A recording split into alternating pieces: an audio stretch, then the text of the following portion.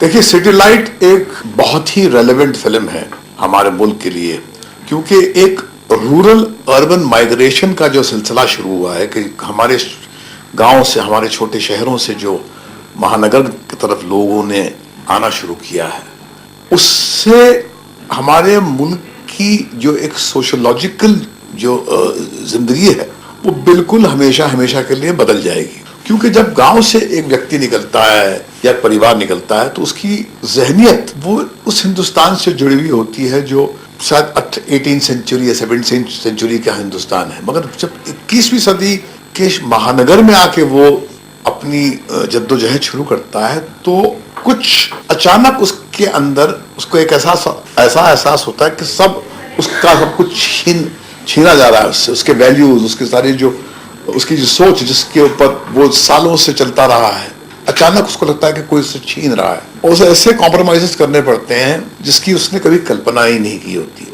और यहाँ पर इस स्पेस में बहुत बड़ी बड़ी कहानियां जो है उन्होंने जन्म लिया है। क्योंकि जब भी इंसान किसी द्वंद से गुजरता है, किसी पीड़ा से गुजरता है, तो वो एक फिल्म मेकर के लिए वो एक अवसर होता है कि वो वहां झांके और उस पीड़ा को लोगों तक पहुंचाए, और हमने यही किया है। राजकुमार आपकी पहली चॉइस थी इसमें?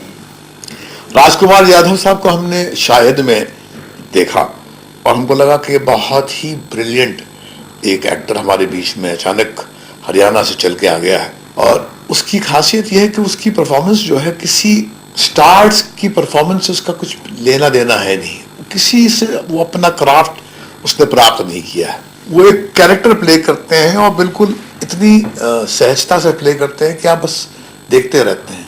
तो जब हमने ये सैटेलाइट की कहानी डिसाइड की बनाएंगे तो हमको लगा कि सिर्फ यही व्यक्ति है जो इस रोल को निभा पाए। हंसल साहब राजकुमार की चॉइस थे? हंसल जो है बाद में आया, क्योंकि अजय बहल साहब जिन्होंने BA पास डायरेक्ट की थी वो हमने पहले उनको चुना था, मगर उनकी प्रोडक्शन से कुछ अंडरस्टैंडिंग ठीक तरह हो नहीं पाई। तो ऐसे में हम सोच रहे थे किसको लें, तो मैंने कहा कि हमने शायद देखी है, व्हाई नॉट राजकुमार और अपना हंसल। तो राजकुमार तो भैया उससे छलांगी मार दी, क्योंकि उसकी ट्यूनिंग जो है बहुत ही कमाल की है हंसल के साथ में। महेश साहब, अगर हम आपकी फिल्म कहेंगे, आपने उस दिन भी कहा था प्रेस कॉन्फ्रेंस में कि कहीं ना कहीं जख्म के बाद जो फिल्म है ये आपके बहुत ज्यादा करीब है, उस तरह का एक इमोशन है, एक पीड़ा है इस फिल्म में। देखिए, मुझे लगता है कि आज के दौर में जो सिनेमा गोइंग जो कंज्यूमर है उसको ज्यादा असलियत जो है बर्दाश्त नहीं होती। जख्म के वक्त हमने कुछ कड़वी सच्चाइयां हमने जो खुद जी थी और कुछ देखी थी वो हमने पेश की, तो उसको पुरस्कार तो बहुत बड़े बड़े मिले, नेशनल अवार्ड मिल गया, मगर बॉक्स ऑफिस फिल्म चली नहीं।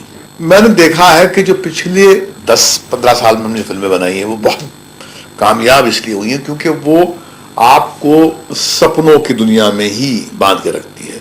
सेक्स हो, म्यूजिक हो, वायलेंस हो, इससे आदमी जो है अपने अकेलेपन से बचता है। जिंदगी की कड़वी सच्चाइयों से वो आंख बिचौली खेलता है सिनेमा हॉल में जाके। मगर सैटेलाइट जो है आपको हाँ एक कहानी के ढांचे में कुछ परोसती है जो आपकी कड़वी सच्चाइयां हैं। तो हमने जख्म के बाद में ऐसी जरूरत 15 साल बाद की है। मुझे लगता है कि ये फिल्म जो है इमोशनली जख्म से की टक्कर की फिल्म है, क्योंकि बहुत ही पावरफुल इसका एक नैरेटिव पंच है। अगर मैं आपकी फिल्मों की बात करूँ, विशेष फिल्म्स की बात करूँ, एक छोटी सी पुड़िया होती है लेकिन जब खोलो तो धमाका कर देती है, तो कितना बिलीव करते हैं? मुझे लगता है कि जो मेरा हशर हुआ था जब हमने फिल्म एडिटिंग रूम में देखी थी और अकेले देखी थी, मैंने बैठकर, हंसल बाहर चक्कर काट रहा था, पता नहीं क्या मेरा रिस्पॉन्स होगा। मेरी आंखें भीगी हुई थी और मैंने ताली बजाई थी। मैंने कहा कि 15 साल के बाद में हमारे प्रोडक्शन हाउस में से एक ऐसी फिल्म आई है जिसको मैं छाती तान के कह सकता हूँ कि साहब बड़ी आप बात करते हैं, रूह वाली फिल्में कहाँ हैं आपकी, आप तो सिर्फ जिस्म के लिए फिल्म बनाते हैं, मनोरंजन के लिए फिल्म बनाते हैं, वो महेश भट्ट कहाँ दफन हो गया। तो हमने कहा कि अब आइए, वो जो लोग शिकायत करते तो दुआई देते थे, उनसे कहो कि जाओ देखो ये मुझे जो काम करता है वो बाद में स्टार बन जाता है ना।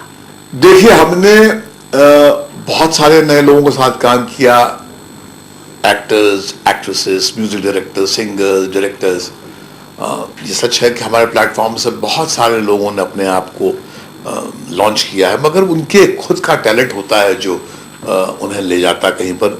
इनफैक्ट वो हमें कुछ दे जाते हैं, हमारे प्लेटफॉर्म को संभाल जाते हैं, हमें एक नई सोच, एक नई ऊर्जा से कुछ नवाज के चले जाते हैं।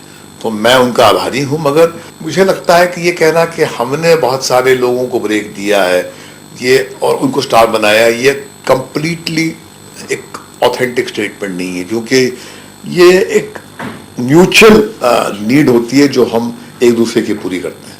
अब सब आपके घर में खुद एक स्टार है, अब उनके साथ काम करना है। देखिए, आलिया ने अपने शर्तों पे, अपने पैरों पे खड़े होकर इतनी कामयाबी हासिल की है। वो मेरी बच्ची है। हम ज़रूरी नहीं समझते हैं कि हम एक दूसरे के साथ काम करें।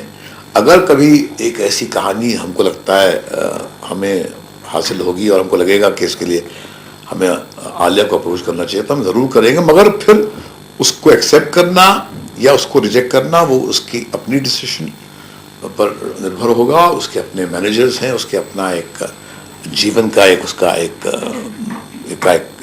रोड मैप है। अगर उसमें वो हमारी कहानी फिट होगी तो हम करेंगे, नहीं तो नहीं करेंगे।